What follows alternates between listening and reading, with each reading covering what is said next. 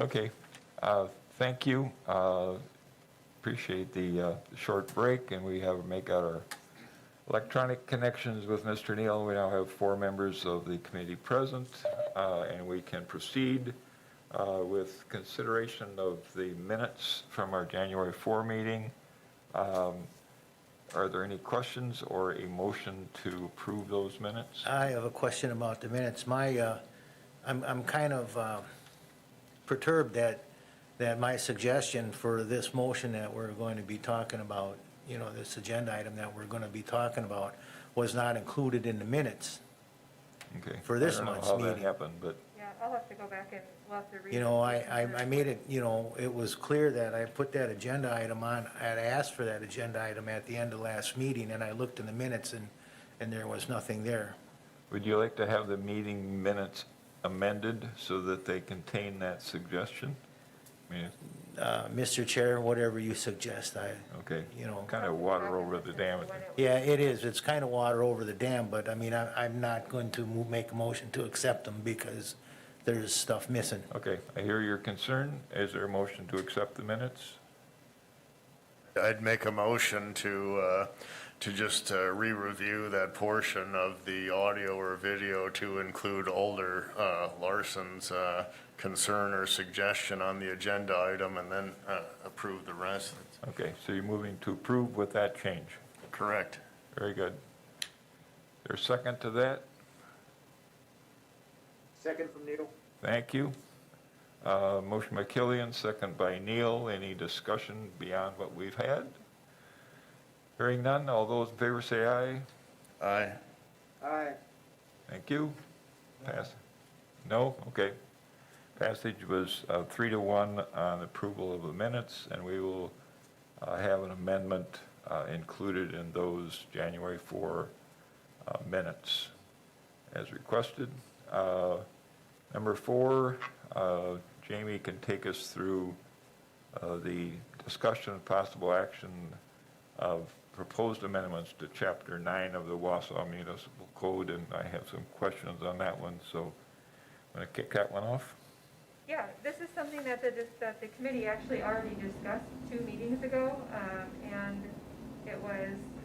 we were going to bring it back after the county had discussed their changes, because this goes in conjunction with some of the, not all, I didn't look at all of the ordinance, and we didn't look at all of the county ordinance. What we did was we had suggestions from our recreation deputies that we now got on the county side of amendments they would make to our county parks ordinance.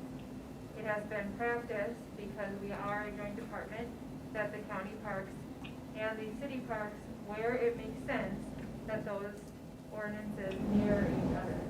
And the county parks commission did approve some changes to their ordinances.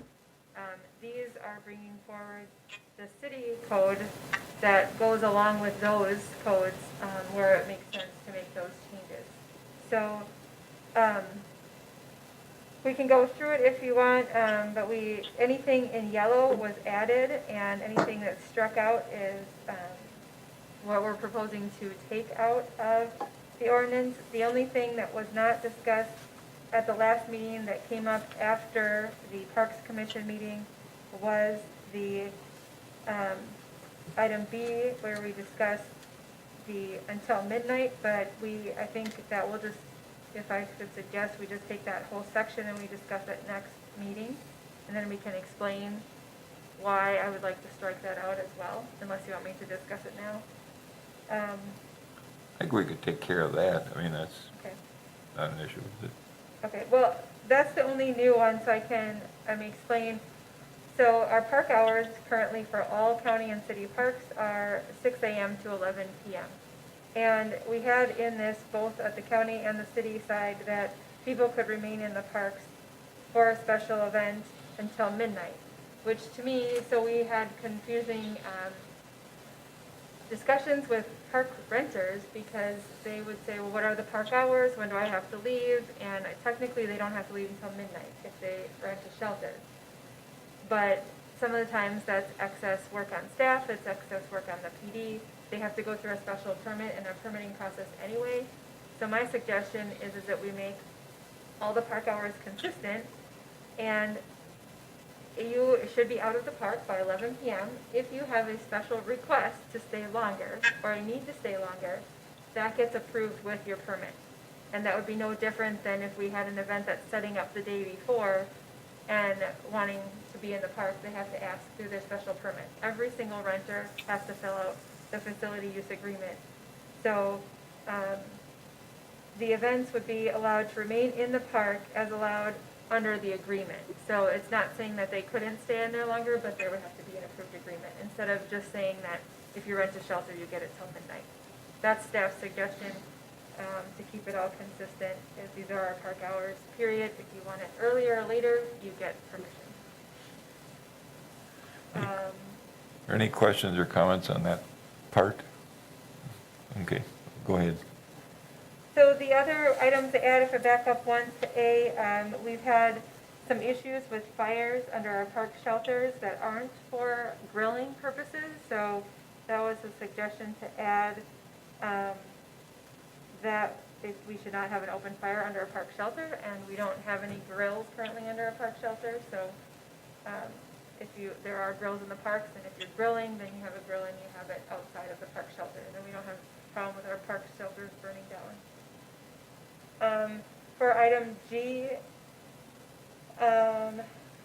holding a beverage within a city park, including the stadium. So I actually don't think I added, I have to look at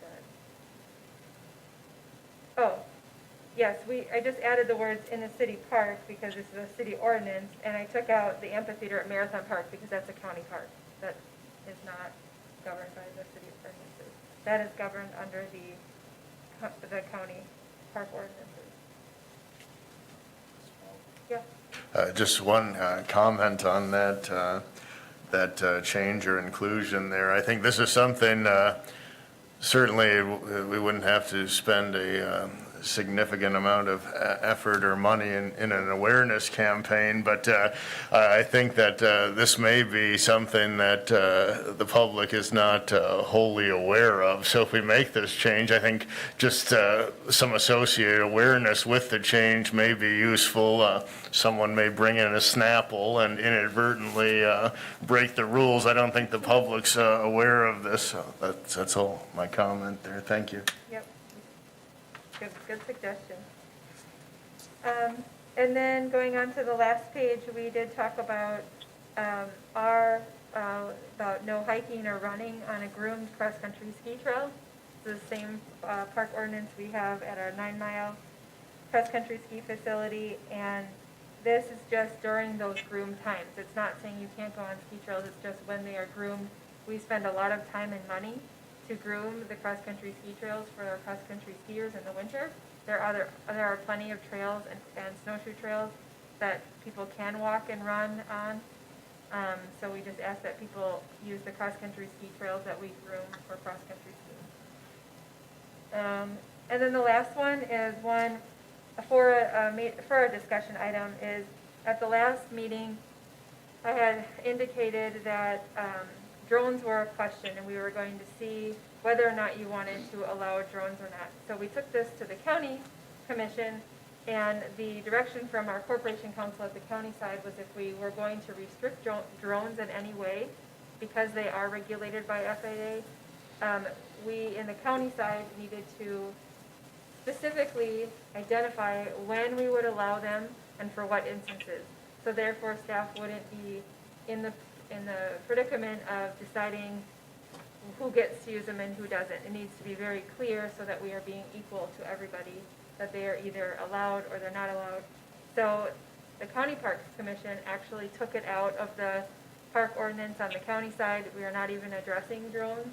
We do have a guidelines for our staff to follow, which I did include in your packet. Same with metal detecting. We have a pretty good metal detecting guidelines.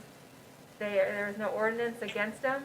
With drones, when it comes to that, there is FAA regulation that does cover a drone, and if there's any issues with a drone, the police department or the sheriff's department would get the FAA involved anyway. So the question is, And Tara might be able to speak a little bit on whether we want it in the city ordinance or not, but from hearing on the county side and the corporation council on the county side, the county commission chose to take it out, so I guess it's up to the Parks Commission if you'd like to pursue keeping something in there to restrict drones, or if you want to just take it out and leave it up to the FAA to regulate as they do already. It was one of the things that confused me about the text in the third page of these ordinances that says no person shall utilize a drone within a county park. I forgot to change the wording, I'm sorry. I took it from both because I'm making a mirror, it should have said city. Okay, but the County Park Commission took that part out, right? Yes, they took all of T out. Okay, so, but then a few pages in, it's got those guidelines. Yep.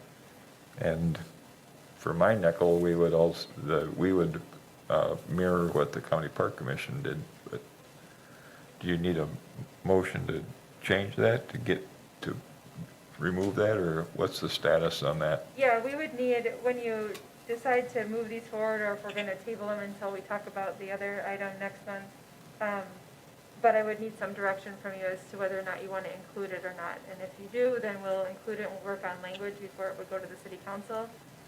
Or if you want it out, we can take it out. Okay, so we'll talk about the whole thing and then what changes we want.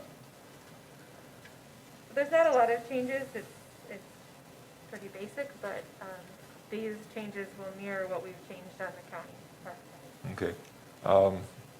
And so I'm glad Ms. Alfonso is here. I have right above that, it's on the third page, and it's part where it says, no person shall possess or consume intoxicating liquor or fermented malt beverages in or upon the 400 block except between the hours of 4 p.m. and 11 p.m., semicolon, during a class 1, 2, or 3 event.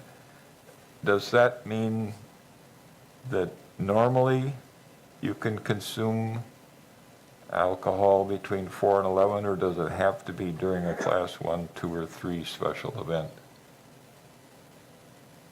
That left me a little confused. My understanding is that you can consume alcohol in there between 4 and 11 p.m. It's not before 4. Okay, The use of the semicolon there would indicate that the first part of the sentence, the 400 block, except between the hours of 4 and 11, means that any old time, any old day rather, between 4 and 11, you can possess and consume. so it would be like between 4 and 11, or during a class 1, 2, or 3 special event? Yeah. That's Okay. the Okay, I'm getting a nodding of the head from Ms. Alfonso that, separate item. I'm just Yeah. going to say, I'm having a very hard time understanding Alderman Neal and unfortunately Ms. Polly for some reason. So I'm just going to restate this just to be sure, because very good? I must be going hard of hearing. So you cannot drink on the 400 block, except you can drink there between 4 p.m. and 11 p.m. And like you said, Pat, or during a class 1, 2, or 3 event at any hour, as long as that was approved by Public Health and Okay. Safety as part of As the part of their package. Is permit. that kind of what Tom Neal Yes, said? yeah, that's what Tom was saying, and I'm fine with that. I don't know if we want to add "or" for clarity, or if we're good. I don't know, we've had it for a couple years, it's been good, but Okay, we'll leave it alone then. And we also have the same provision in another ordinance too, so they mirror each other. Okay. I have on, I don't know, it's on page 9 of our packet, so I think it's the 4th page in, where it talks about applicability and enforcement provisions of this chapter shall apply to the waters of Lake Wausau, blah, blah, blah, where it is permissible, deputies of the Marathon County Sheriff's Department, like who would enforce it? And I'm wondering if we want to mention in there recreational deputies, or would they be just covered under the deputies of the Sheriff's Department? they are deputies of the sheriff's department. Okay, so we don't need any messing around there. I'm sorry, Mr. Chair, Yes, sir. Where are you now? What item are you speaking toward? It's the page that starts with ORD 61-5404. I think it's the fourth page in, first, a capital letter heading is boating regulations. And then they talk about enforcement, who would enforce it. And I just wanted to make sure that we were including the recreational deputies that we've just added. Okay. Okay, and then, Have we gone past drones now? Have we had any settling on that, or are we, what? we're going to take that up when we get a motion to pass this. We're going to take up what we want to do with that at that point. I would move to drop it. Okay, so we have a motion from Neil to drop the drone restriction when we pass this, well, hopefully we pass this thing. Is there a second to that? Okay, second by Killian. We can continue our discussion. Very good. We got that taken care of. And on page 10 of our packet, there's a reference to where boaters are supposed to be at no wake speeds, and there's a reference to Snake Bridge. I'm wondering if we should also include, I think that's called McCleary Bridge now. It says, the very top line on that page, it says, under county highway and bridge, commonly known as Snake Bridge. And I think Snake Bridge or McCleary Bridge probably would be a good wording change. Mr. Chair, Yes, sir. just one question on that. It was something that Attorney Alfonso had brought up earlier. I just wonder, are we able to take action, pardon me, are we able to take action on, the item says proposed amendments, are we able to take action on unproposed amendments, as semantic as that sounds? We can ask. Well, I mean, that was my judgment, is that the way this whole thing reads is that we were going to discuss possible action on proposed amendments, and given the attachment that shows the highlighted and the strikeout, you know, this isn't as big of a thing as changing the park hours, which I think could create quite the Yeah. uproar.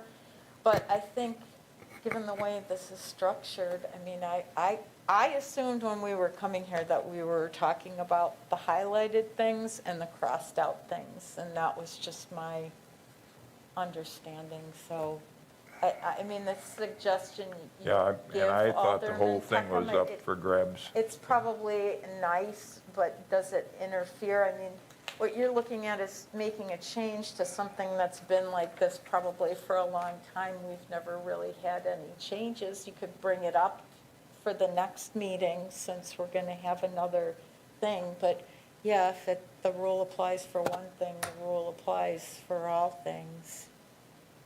Okay. I guess, yeah. We are going to reconsider this, and I imagine, I think it would be fine to just, how do you feel about Snake Bridge and McCleary Bridge? And people know. what Mr. they- Chair? Yes, sir. Yeah, I just don't think we can legally change anything that was not highlighted, because it was not, therefore would not have been agendized and not open for public comment if somebody said, oh, wait, I don't want to change that item D there or whatever, but it's not up for change, so we should only be looking at the yellowed items as far as I would understand. Very good. Chair accepts that suggestion and is looking for any other further comments on the ordinance and its suggested revisions. Anybody have anything? Anything else to review with us, Ms. Polly? Nope. Okay. So you have a motion to go with these, with the change that we are going to strike the prohibition on drones and just include the guidelines on those.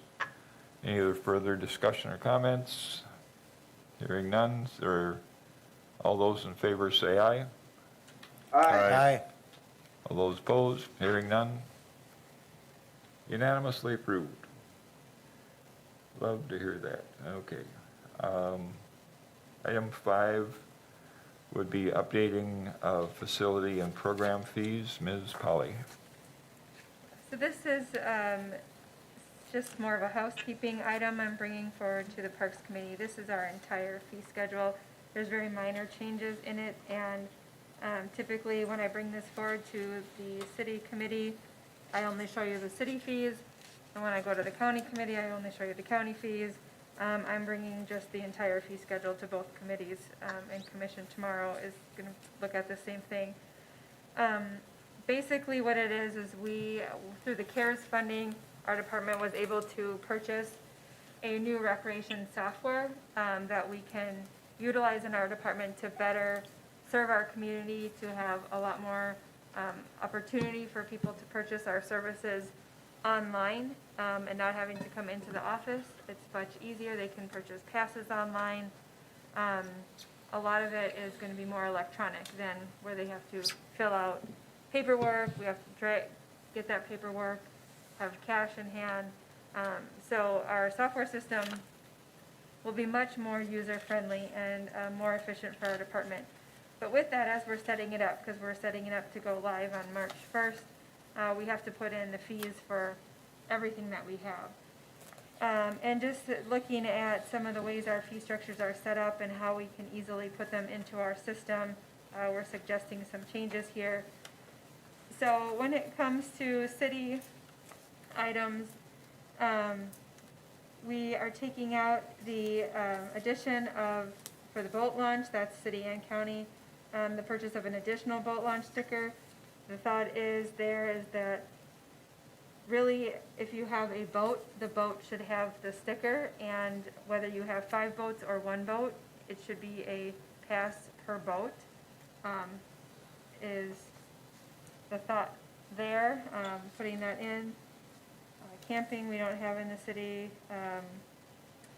The cross-country races are really more at 9 Mile, and Sylvan is the other place where we have cross-country running races, but that one we have a user agreement with Wausau School District because they worked with us in conjunction to do some improvements at Sylvan Hills, so their cross-country races stay within their property for the most part, with just a little bit onto ours.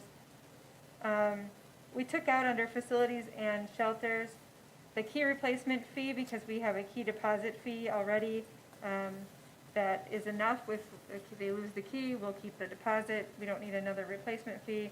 And then the police and fire department fees really aren't ours to charge. Those are the police and fire departments to charge, so I'm not sure why they've been in our fee schedule. On the next page, we have facility openings. Right now, our park hours, as I said, are 6 a.m. to 11 p.m., but our shelter reservation hours have typically been 8 a.m. to midnight, actually, according to the ordinance. But our ordinance doesn't state an opening time. It only states the closing time. And we say 8 a.m. because that would allow staff to come in, get the shelter ready, clean, in case there was one the night before. Otherwise, the staff has to work overnight in the dark. It may not be the best experience for the users the next day. We do, though, work with each individual group. If they need to come in before 8 a.m., then we plan accordingly, and we can get staff there ahead of time to clean that shelter, but there is a small fee for it. It was just duplicated. It's one fee, whether it's commercial or non-commercial. Marathon Park is county. The Riverside Park is one shelter where if you look at that, we've got multiple fees for multiple different sizes. And we were thinking that for a meeting, our thought here and our proposal here is a meeting's a meeting, whether it's summer or winter. We do have to heat the building in the winter, but it's not significant. And they were all very similar in price. So whether you have 1 or 50 people, we are suggesting just a meeting fee. Then it's less confusing as to, somebody could tell us they're having 49 people there, just, and then they show up and they have 52 people. And to us, I guess it doesn't make a difference, but if we're looking at our fees, we're just suggesting one meeting rate. And then the rest is 9 miles, they're showing. Then we get to, for sports field use, this really, there is no change to it other than some clarification on what games consist of. So a high school, adult, or commercial baseball game or general sports field is considered, or I guess even Sunnyvale softball, which is county, is considered 3 hours. A typical baseball game would go 3 hours, and a typical youth game would go 2 hours. So the idea, we had in our fee schedule $30 per field per game or practice, but there was nothing that was identifying what that game consists of. That's the only change, is that we're just identifying it's 3 hours. Then if they need additional hours, if they want to go 4 or 5 hours, then we added the $10 per hour additional charge. So really no change in the fees there, just clarifying what a game time consists of. And then you look under the pool fees, which are, it looks like a lot, but it's really not any changes. In particular, we're not changing the daily fees. We're not changing the daily fees, I guess, but we had it multiple places that were all duplicated. So up top, we have our open swim fees for daily admittance, 1 p.m. to 7:50, which is, and actually we could say 1 p.m. to 6 p.m. I just realized that, because then the one below. So those fees are the same. If you look below, we had it all broken down by youth, adults. We had it duplicated, so we just took out the duplicates. And then we also took out, there's no need in our fee schedule to put our individual programs in there. It doesn't mean that we're not going to have free days. It doesn't mean that we're not going to have special events. But our direction from the Parks Committee was that we are supposed to run as many specials at the pool to get our attendance up as possible. We can't very well think of every single special event we're going to have. For the pool to put it in the fee schedule, that should be something that we do as a programmer. So there's no reason to put, our library day in here or our free days in here, because this is a fee schedule. It's not our program schedule. We'll still have those programs, and we'll advertise them, but there's no place for them in the fee schedule. And there's no fees for most of them anyway. And then we took out the lifeguarding class and the swimming lessons, because in this fee schedule, we made a change. I think it was 2 years ago, we made a change where when we have a program, we are going to look at the cost of the program, the cost of the instructor, the cost of the materials, and cover our cost of the program plus a small administrative fee on top of that. So these were we took out, at that time, we had taken out all the other programs, playground, tennis. We should have also taken out the lifeguarding class, the water aerobics class, and the swimming lessons, because those are programs. So those are ones we'll look at our costs, and we'll follow that program policy instead of putting the specific fees in the fee schedule. And that is the changes to the city fees that we're proposing.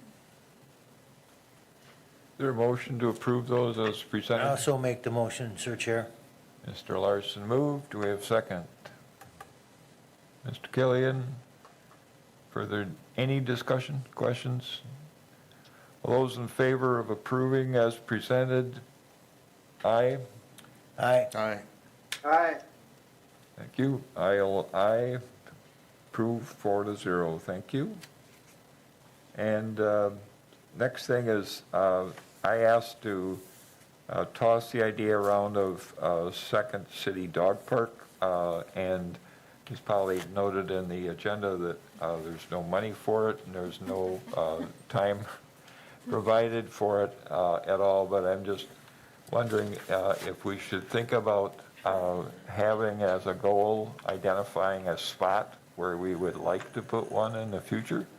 Mr. Chair, could I, Yes, if I sir. may? Being a dog park guy, I've been to all of them in the area, and I think that the one that we have is really, the one that is going to be open is really small.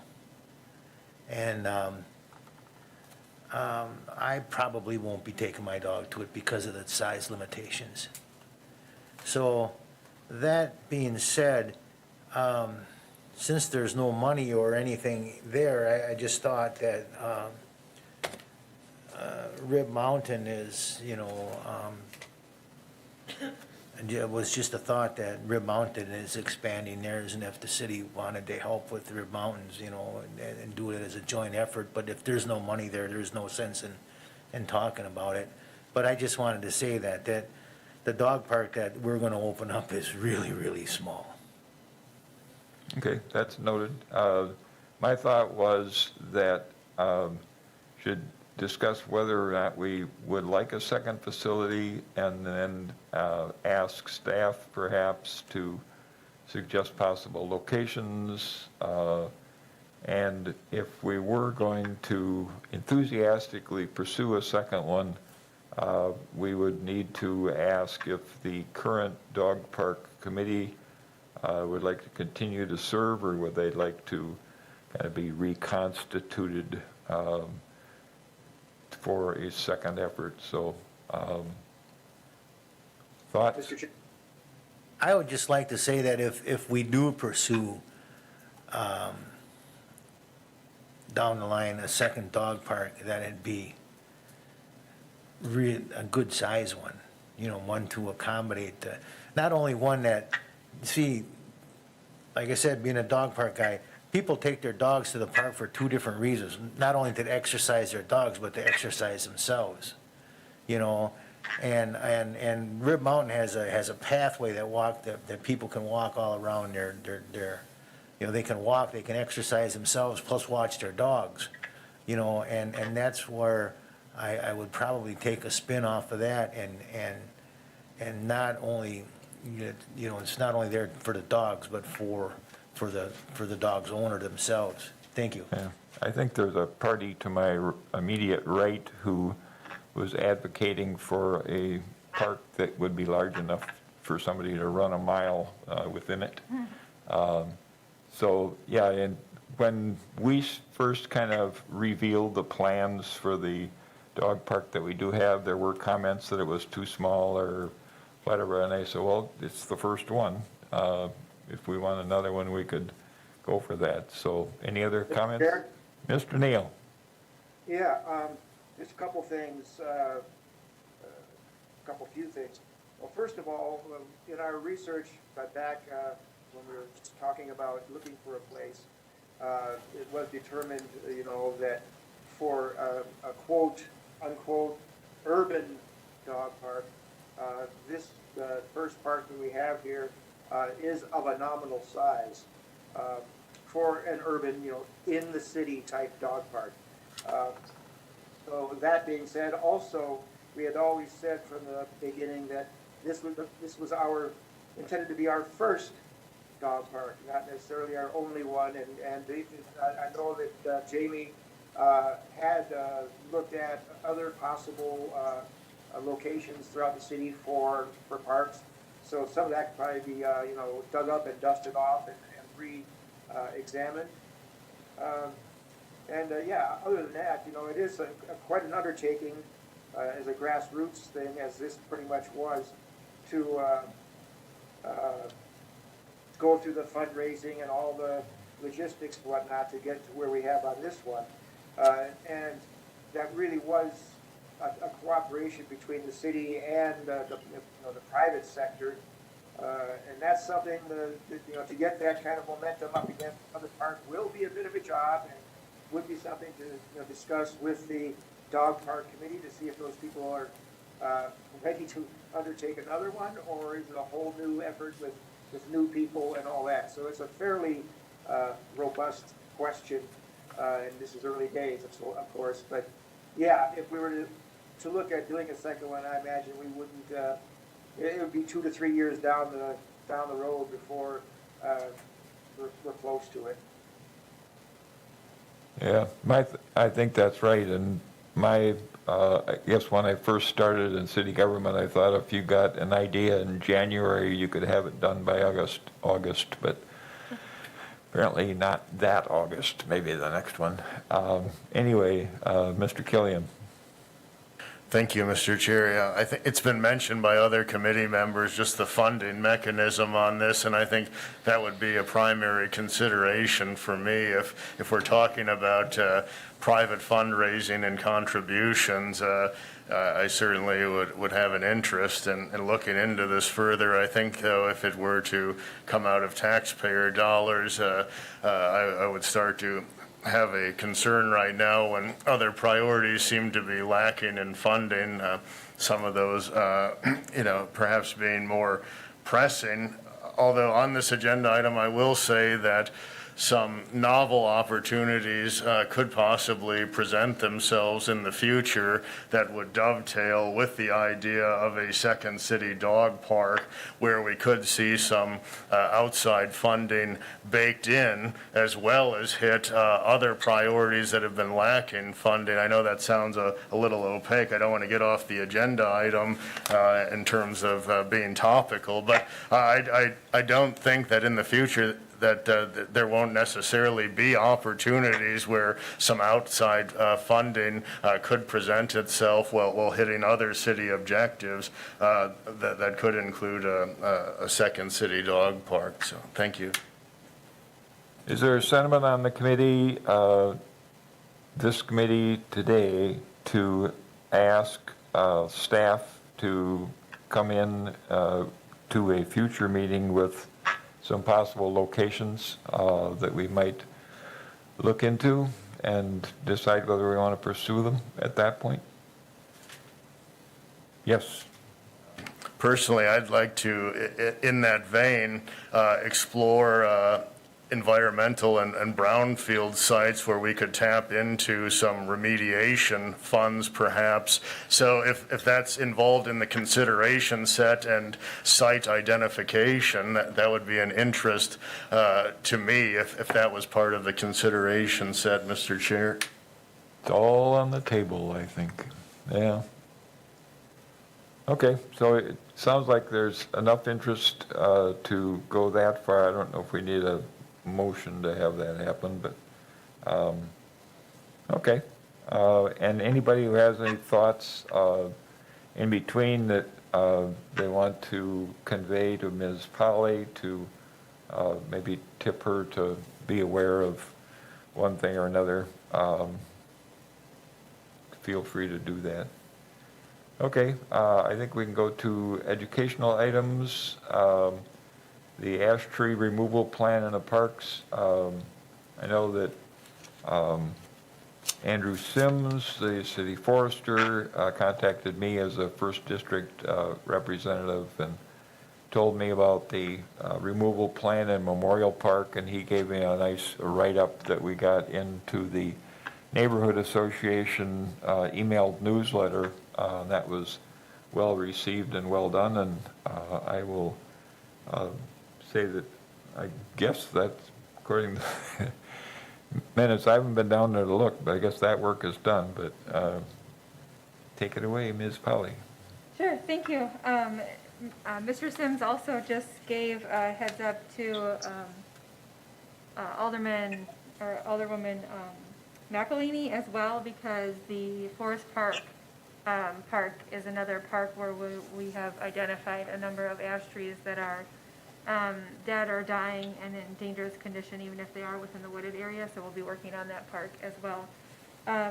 But we are able to keep working on our ash tree removal on the boulevards. They're going to start implementing the plan that was discussed by the Parks Committee at the last meeting. With a little bit of snow that we've had so far, they've been able to access some of the trees easier, so we are continuing to move forward on that. As far as the parks go, for those that are here, I did pass out this little flyer. Tom, I can email this to you. It's a flyer that Andy put together, and I think it's backwards probably on your screen, but it says, "Did you know?" And we're going to actually make it into a professional-looking sign that we're going to be putting and traveling throughout the parks where they are marking trees and doing removal, so that we help making the community aware of what we're doing. And it's got a little QR code on it that people can then scan it and find out more information on the plan for the city as well as the information on the Emerald Ash Borer itself. So they are going to be moving into Oak Island Park and removing large ash in the use areas. And then, like I mentioned, they're moving into Forest Park and Gilbert Park, where they've noticed some hazardous trees in the proximity of the use area. They are in more of the wooded area, but when he says they're in the proximity of the use area, meaning if they do die and fall over, they could go into like the playground area or the open area where people would be. So you'll see a couple in Gilbert Park, and then they are going to continue to assess the different parks as they move forward, but these are more of the high priority ones at this time. So we're finding it more and more. Yeah, I would say that because of that, I think it was helped that there was an effort to get the word out before the chainsaws arrived. I didn't get any complaints at all.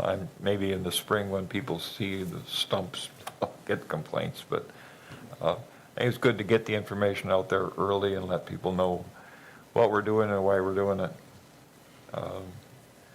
One thing I can give out one more update on is I just provided information for Mary Ann Grote to place on the next finance committee meeting. Is we have a company that's willing to take the ash wood, because you can't just get rid of ash tree wood. It's got to be processed in a certain way so that you don't spread the beetle.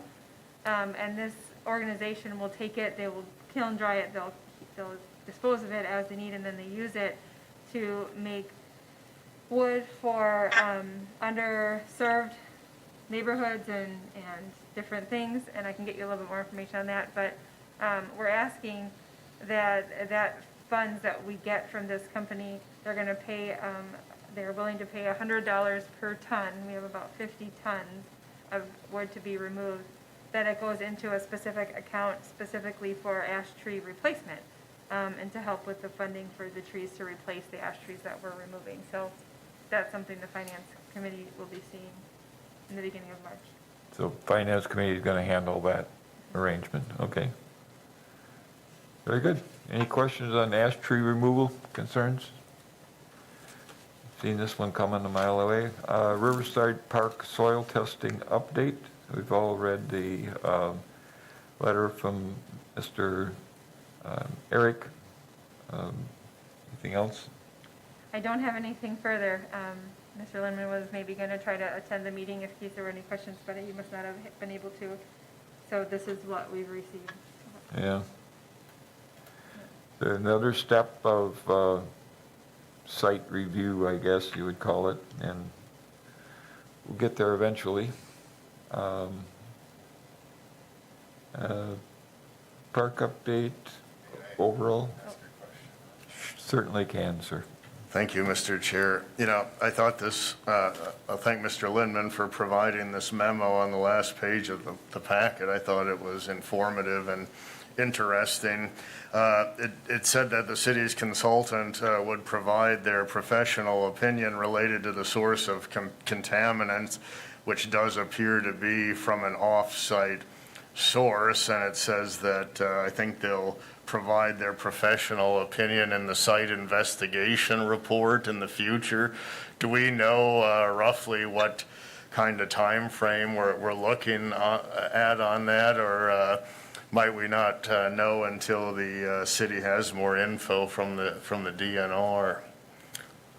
Do you hear anything?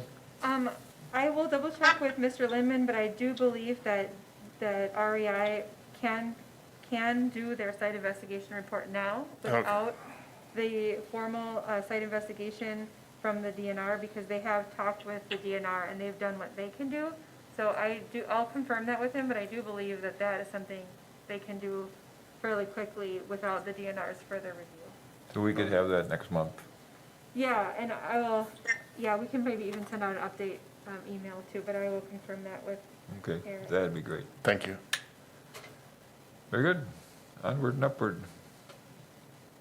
Give us our overall park update. Yes.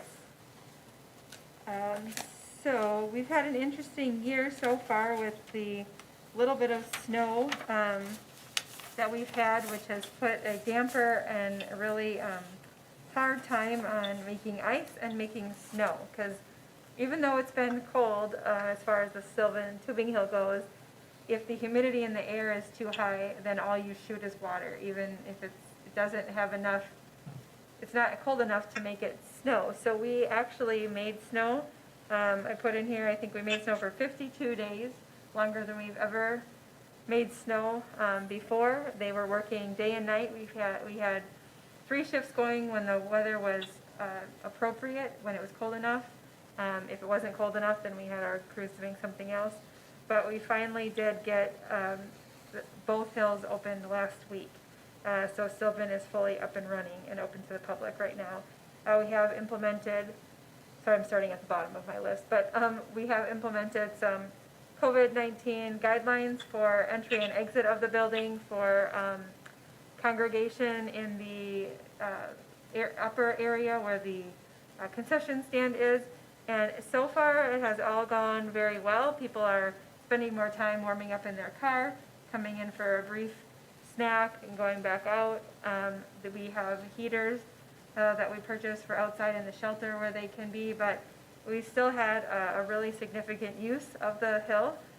People are abiding by the guidelines, and so far, knock on wood, it's been going very well. And our staff out on the hill is keeping, you know, the tow rope keeps people pretty separated. We have some restrictions on groups and stuff, but it's been going well. Ice rinks are now open, and as I say, in marginal condition because of the lack of snow. People don't realize that the better ice you have is with the snowpack underneath it, and then you can maintain the ice better. So with the little snow we had underneath the ice caused us not to make the best ice.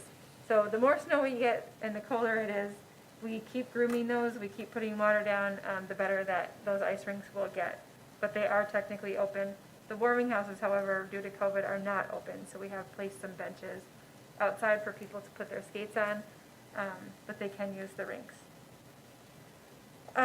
We are having, or if you have been down to Barker Stewart Island, you'll see there's quite a bit of vegetation removal on the northern half of the island.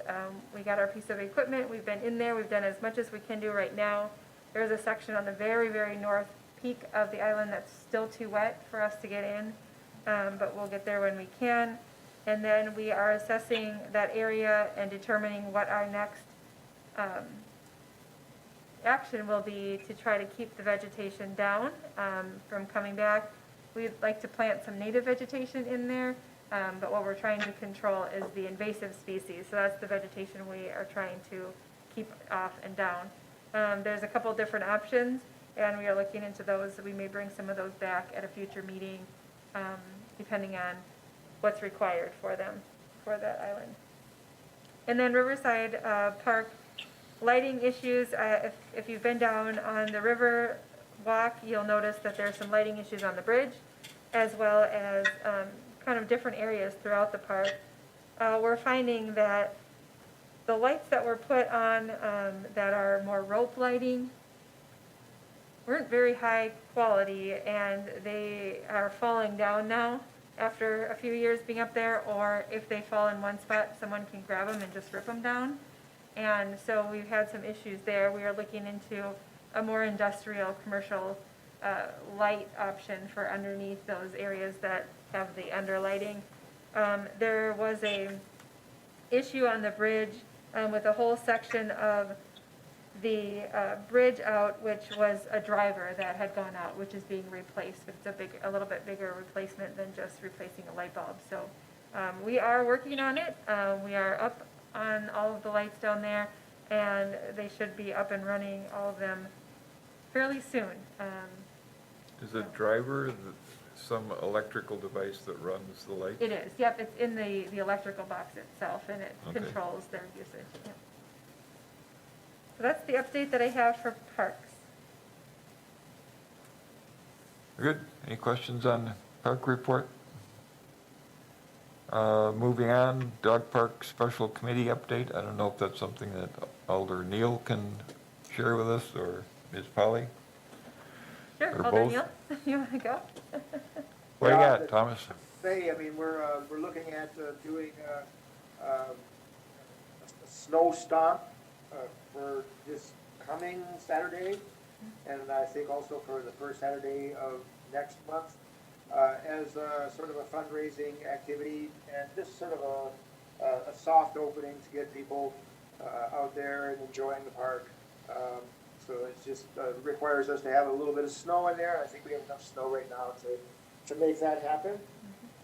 So there's that, and I don't think there's much more unless Director Putley has something. The only thing that's come since I've sent the agenda out is last year the committee and the city council had approved the naming rights of the park as Two Hearts Dog Park. I do have 2 entrance sign designs to show the committee tonight for them to comment on and talk about that entrance sign as well. But that's really all I have more of this time. We've gotten some updated numbers, so we'll be discussing the final numbers and moving forward maybe with the shelter this coming year with the fundings that we have, but that's it. Is the dog park committee going to be talking tonight about how to promote this event so people in the community know about it and can show up and, so that's going to come out of the dog park committee, Thomas? That would be part of the discussion. Yeah, so one of the things is they were gonna make a flyer for it, and Jamie, the chair, has made a flyer. And then we were gonna get it out. Last week, she looked at the forecast, and that's one thing the committee will discuss tonight, because when we talked about these events, they talked about if it was a certain temperature and the amount of snow, and it looks like it's gonna be very, very cold on Saturday, so, if the committee decides we're gonna do it this Saturday, then we'll have the flyer and the information going out right away tomorrow, and we'll try to push it out with social media, get it out to, maybe we'll do some email blasts of it, get it on our website. It's a kind of short notice for this one, but we've been, waiting on enough snow, which we just got last week, late last week, to add the snow. And then the other one is Jamie wanted to talk with the committee because of the temperatures. Very I good. think the main thing is, just between family and friends and, committee members and whatnot, we get a good handful of dogs and people down there, that we get some TV coverage for it, and that's really gonna help with the, public awareness, going forward. So I think it's just really important that we do get in touch with the media and get some coverage. Excellent. Okay, we'll entrust that to the special committee people. That's it for educational items.